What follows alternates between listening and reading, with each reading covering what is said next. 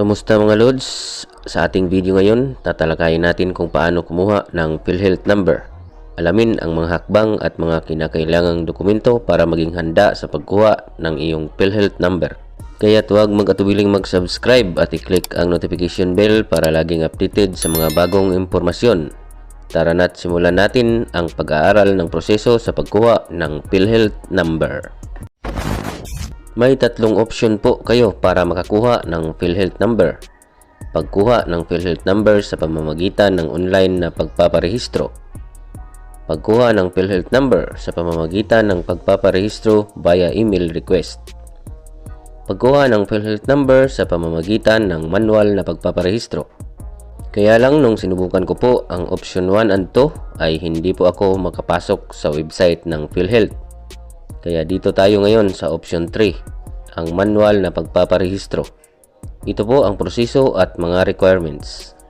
Alamin lang muna kung saang sektor ka nakapaloob para malaman mo ang mga requirements. Pero kadalasan naman ay pare-pareho lang po ang mga requirements na hinihingi ng PhilHealth.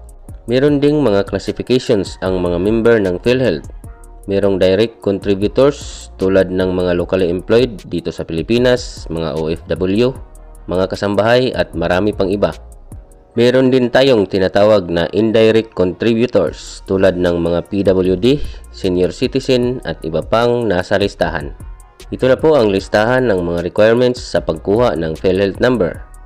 Bago kayo pumunta sa opisina ng PhilHealth ay itry nyo munang pumasok sa website ng PhilHealth dahil pwede nyo po kasing i-download doon ang PhilHealth Member Registration Form or PMRF para ma-fill upan nyo na sa bahay at diretso na kayo sa pag-submit ng mga requirements pagdating nyo sa tanggapan ng PhilHealth.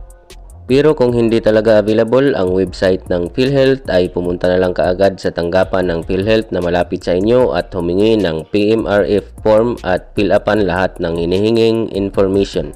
Ito po yung sample ng PMRF na pipil upan ninyo.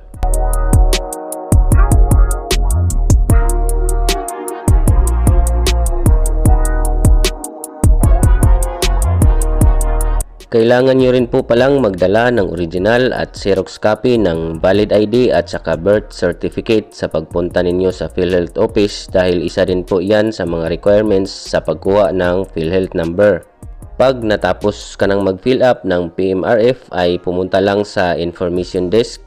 Dito ay i-review ang iyong PMRF kung nakumpleto mo ba lahat ng area na kailangang fill upan. Pati na rin ang iyong mga requirements at pag okay na ay bibigyan ka na ng queue number. Magkaiba po ang pila ng senior citizen, PWD at mga regular member. Hintayin lang na tawagin ang number mo at dito ka na bibigyan ng iyong member data record or MDR at kung available na rin ang PhilHealth ID ay kasama na rin itong ibibigay sa iyo. Kailangan mo lang itong lagyan ng picture at saka pirma. At pwede mo na itong ipalaminate. Dito sa MDR at PhilHealth ID ay nakalagay na po ang inyong PhilHealth number. Ganun lang po kadaling kumuha ng PhilHealth number at salamat sa panonood. Kung may mga katanungan kayo ay mag-iwan lang po ng komento sa ibaba. Huwag kalimutang mag-subscribe para sa iba pang impormasyon at mga video. Hanggang sa susunod na pagkakataon at paalam mga Lods!